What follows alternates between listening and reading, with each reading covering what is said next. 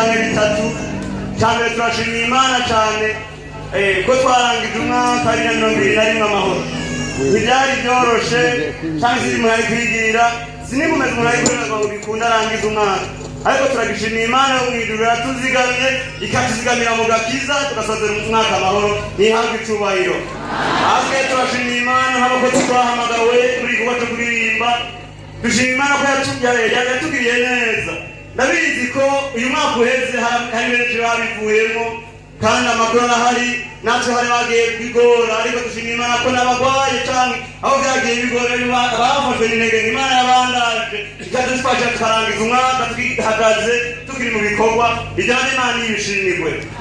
Ahubwo turashimira Imana ko mutubona n'umuryango munini urimo abapapa n'abamama abasore n'inkumi. Imana yatugiriye neza mu mpande zose ko zitandukanye. Ababyeyi barungutse abandi ngo zirubakwa ntacyo Imana itadukorera. Abarwayi barakize nawe tubisaba ko twaherekeje iwacu ababuze ababyeyi n'abandi.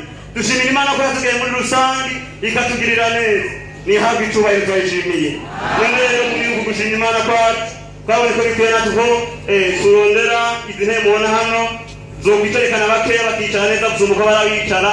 None rero Imana ngo ko tuyishimiye muri icyo yadukoreye nihabwe icubahiro.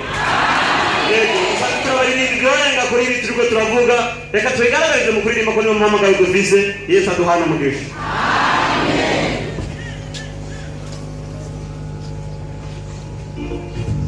Niko kuhoraho yadukoreye ibikomeye natwe turanezerewe.